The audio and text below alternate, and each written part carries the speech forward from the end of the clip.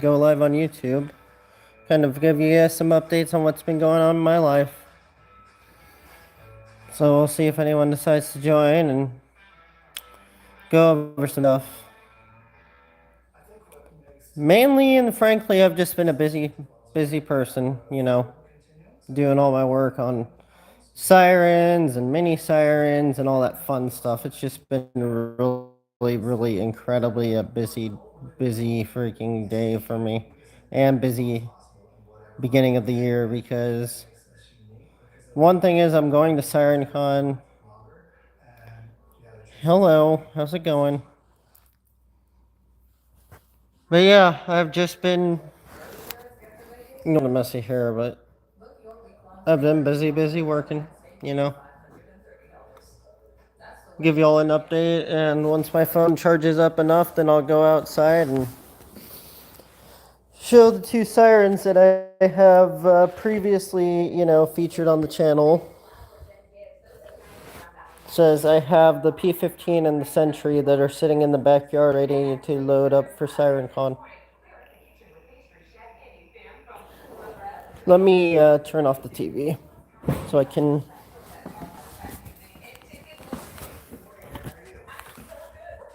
Man, it's early. It's like 9 in the morning. Turn off the TV so I can hear better.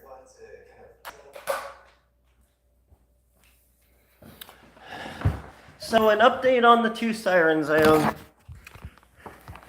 Penetrator's ready to go for SirenCon, right? So like, I don't know, Scott, a lot of stuff doing. Sentry is hold on. All right, so I'm back. I got a phone call, but Sentry is ready to go. All it needs is the eyeball replaced and the screws on the horn replaced. Or the horns replaced. What am I saying? Penetrator has new paint on it. Obviously, I've shown pictures of it on the channel in the restoration process. It needs its eye bolts installed, the terminal block installed, the wiring installed, and all that fun stuff. The Sentry needs its junction box cover put back on. It needs the horn screws replaced, like I said. I've got new horn hardware for it. I've got new eye bolts coming in. They'll be here this week, like tomorrow and Friday, I think. So they'll be ready to go. I got paint to paint the intake on it. I've got paint to do the eye bolts with to make it look factory. I'm going to be going on Amazon this morning and ordering 2 packs of screws for it. Making it all nice and spiffy.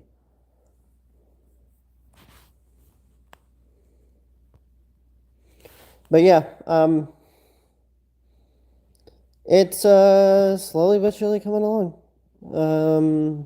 If y'all have any questions about any of my stuff, just ask away in the chat. I don't mind. So let's see.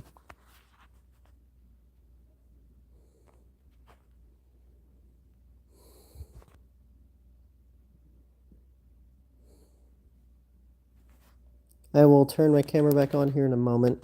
I'm just here. It's early.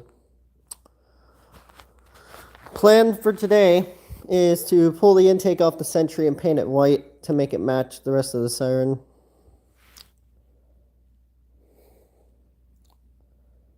Lewis, is that you?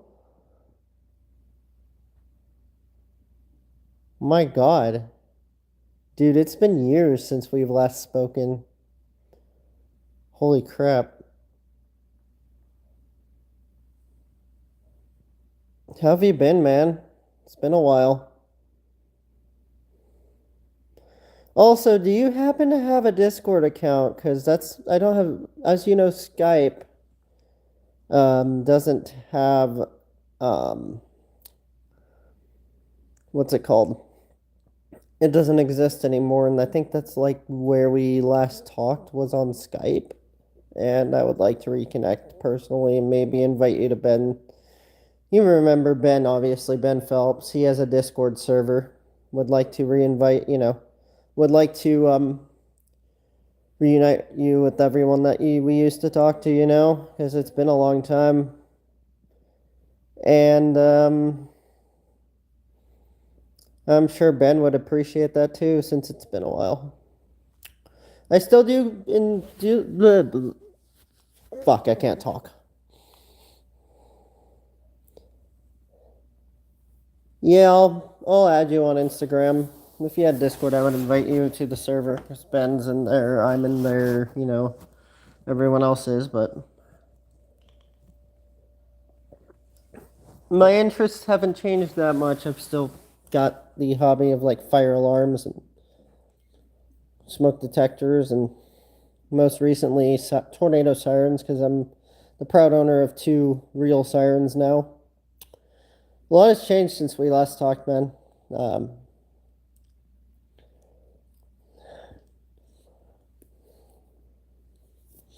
yeah, a little backstory on the 2 sirens I own. The P15 I own is from 1986. It came out of Illinois on the Byron Exelon plant system. I don't remember when they replaced all their penetrators, but mine is a single tone P15 3-phase with the bell door. My other siren is a 2005 Century 15V2T that I've acquired back in August or September, and that one is actually the very siren that started my entire hobby in like outdoor warning sirens and loud things and whatnot. Oh yeah, by the way, Lewis, I still own the 86 RACs that I pulled out of our old house. And I've I'm missing one variant of the RAC 86 RAC series detectors. So, and that is the very early first gen. That has the smooth front cover and the no text on the front cover, basically. Hold on. Yeah, I'm back. Sorry about that. People keep calling me. Um,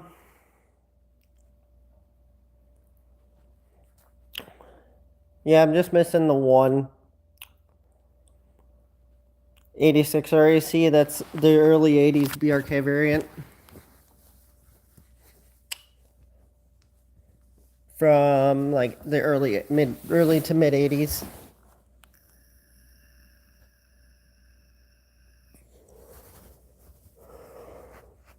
Eventually I will get that one, but we haven't seen any pop up since Nathaniel had his. It's been a long time since we've seen one pop up for sale though, but once they do pop up for sale, I'll go ahead and get me one. Once my phone charges up, I'll go ahead and show y'all the 2 sirens I own in the backyard that are sitting there waiting to be worked on today. I've got a lot of work to do to them still before SirenCon, so.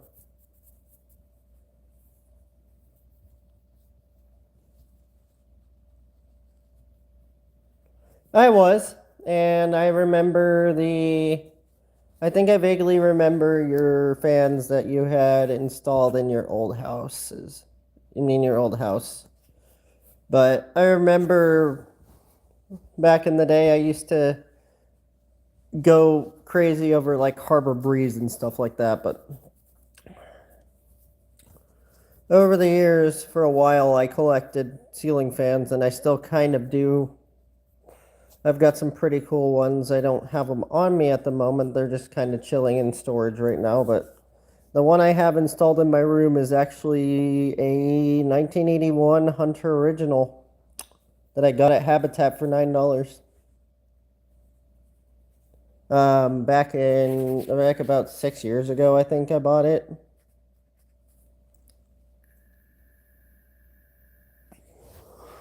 So yeah, it's been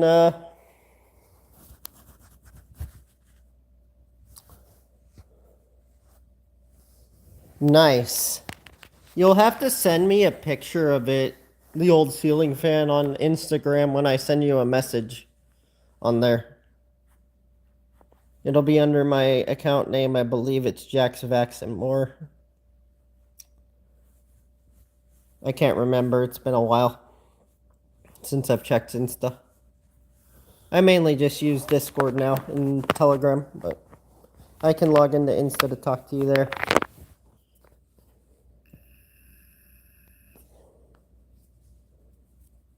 Hi, Nathaniel. Yeah, they can trick you. Yeah, I'm still trying to find a first gen for me and you to go ahead and make sure we can get our hands on some because they are so hard to find. It's more likely going to be that we find some used ones on eBay than new ones, but yeah, it's been so long that I forgot what your fan looked like. That's why I'm like saying send me a picture on Instagram when I contact you there in a little bit.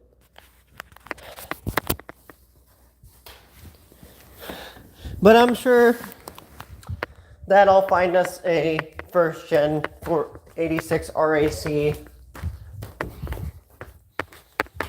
Because there's 3 detectors I'm trying to find as a collector still. Oh yeah, that's another version I want, is the UK version of the 86 RAC and the legit Canadian green LED one. Because those would be cool to own, even if I can't power the UK version on 120. I'll still be able to have it as a collector's piece because that would be cool. I could probably talk to Mr. Brownjack and see if he could hook me up with a British one, because I know he's from the UK and I know he has a couple. I think probably send him something for it. I don't know.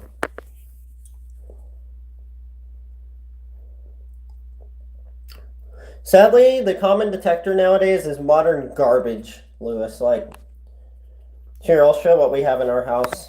They're not really modern garbage in our house, but they are decent quality. So, like, they're modern, but they're not bad modern.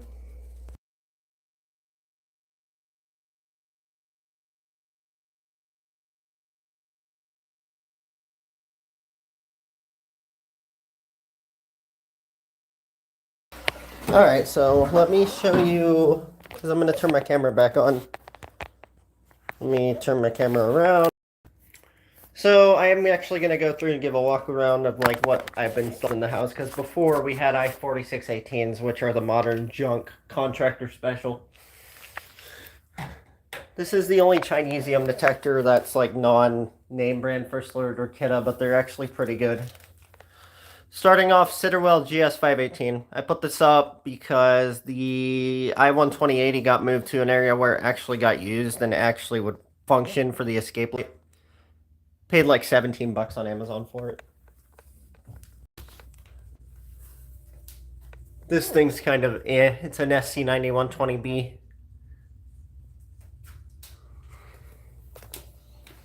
In here we have Kita I-12040. Yeah, this is a new house, by the way. We moved in 2019. It's been that long, so we don't live in the old house anymore. Another I-12040.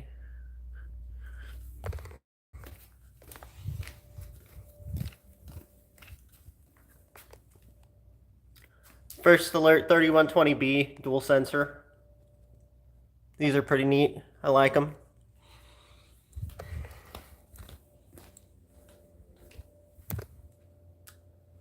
Kita I-12080A. This thing's kind of neat. I like these a lot. There's 2 of them in the house. Come on, phone. Kita P12040.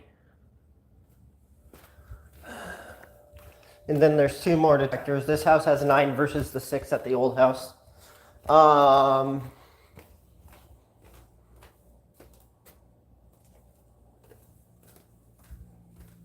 Sadly, had to replace both of the talking units because they had issues.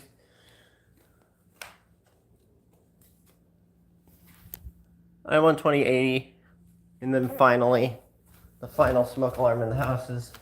This is the most recent acquisition because the unfortunate thing is the SC7010BV that was here decided to die on us at the end of life 3 chirps, which sucks.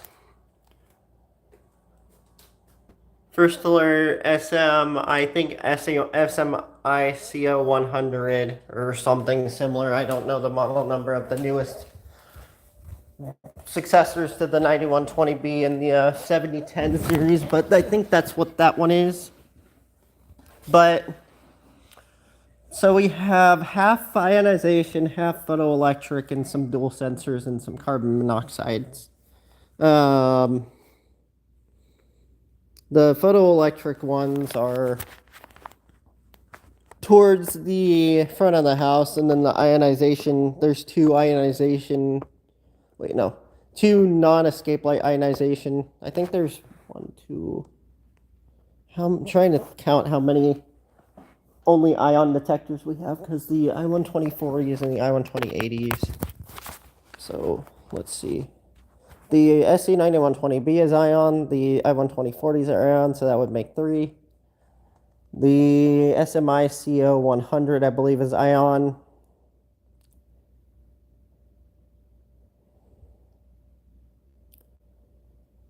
And then we have the dual sensor in the living room. It's right in the middle of the house. I figured the best place for a dual sensor unit would be right in the center of the house. So that's why I put the dual sensor right there. See if it... When I zoom my camera, whenever I pinch my fingers, does it zoom the camera in? I'm sure it does, but I'm not sure. Like, to be honest. I'm seeing zoomed in on my camera, but I don't know if it actually is for y'all.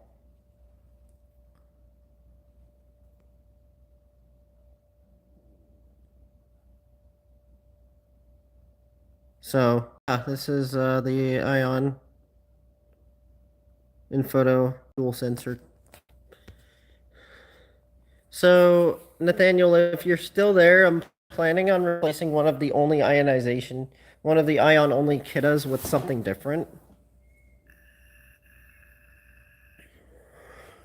Because there's one specific Kitta detector I've been after for a while. That is the hardwired version. And that is the Kitta PI2010. Because I like the way they sound, and if we can find me a non-recalled PI2010, I would be very appreciative of that because that's the one I want to put up in the house to replace one of the I-12040s. I would eventually like to replace both of those detectors with photoelectric. If I can find some more of those sitter wells that I bought for that one room, then I can replace them with that, but I want to do another one of those, and I want to do a PI2010 and possibly another SC7010BV. That is, if I can find an actual SC7010BV.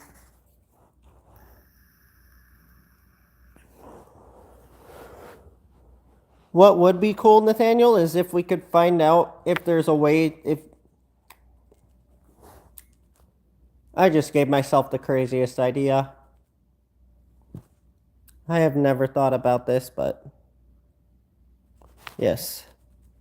Hi, Sydney. But I was thinking, imagine you have a detector with a bad ionization sensor, say like a 86 REC or something similar, and you have this brand new junky modern detector that has a bad piezo.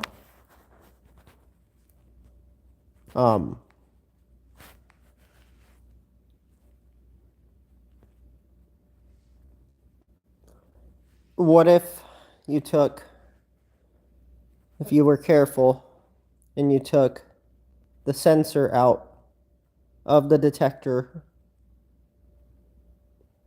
and you replaced the sensor on it with the new one and extended the smoke alarm's life for another 10 years by putting a brand new sensor on it if it's an ion unit. I'm sure it's possible if you're careful and you wear gloves and protective, equipment to make sure you don't get freaking radiation or whatever. Because I have an 86 RAC with a bad sensor that needs replaced, and I've got a junky Family Guard FG200 that I despise FG200s, so I could probably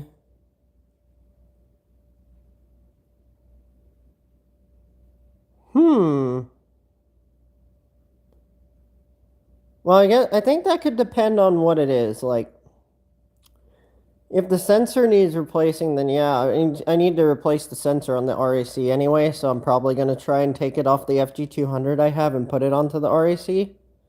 Since the FG200 is like a brand new detector and I don't really care about them, they're a dime a dozen as far as I'm concerned, at least for now. But it would be kind of cool to replace the sensor on a dead ionization detector that has a bad sensor. And I'll have to try it on one of my junk RACs that has problems to fix it. So, I don't know. I'll try it and see what happens. I need to replace the detector in my bedroom.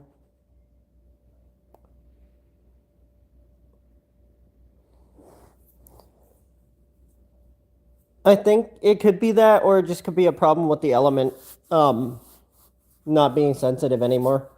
Because I remember I had a GE 8201 or 8202 001 that I got on eBay years ago. It's not with me anymore, but I sold it a while back because it was it only worked if you pressed the test button. If you tried to smoke test it, it would not go off. And I'm guessing you might be right. The electronics might have stopped working on it. It would still go off if you press the test button, though, so I'm like wondering if maybe it's like a bad diode or a transistor or something that, or a MOSFET. They're worth less than $2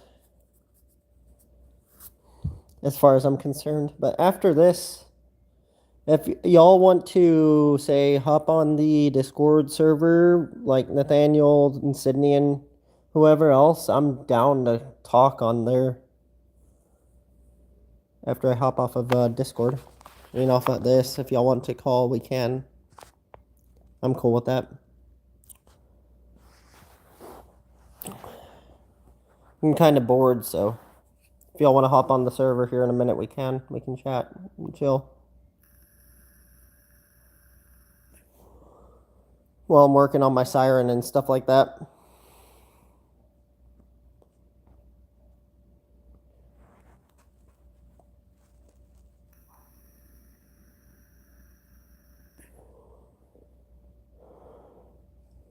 Plus, we haven't talked in a minute. We haven't talked in a couple days or a minute or whatever, Nathaniel, so it would be fine to just talk on there.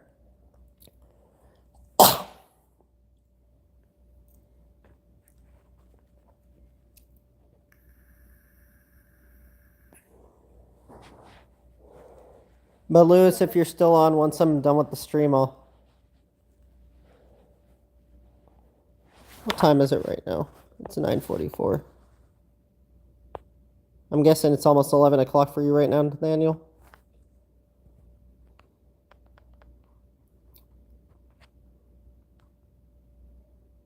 I'm guessing it's like 10:45 for you right now, or 10:44. Yeah, just, we'll be able to talk sometime soon, for sure, if you're not able to today. But I'll be able to talk to Sydney and them.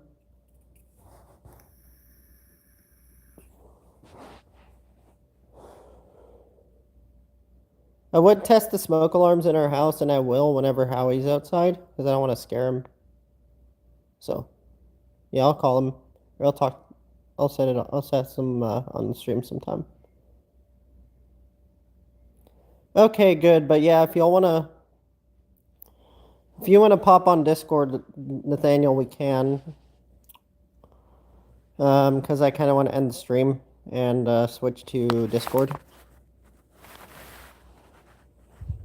Because why not?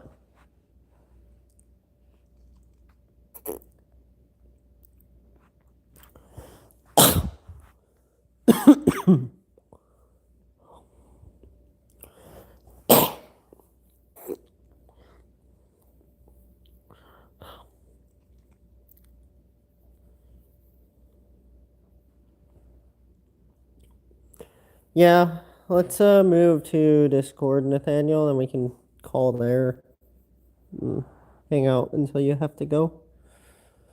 And Lewis, I will message you on Instagram, like you said, to talk and whatnot. Since it's been a while, we severely need to do some catching up. But I will see y'all later, and I'll be streaming more when I work on stuff.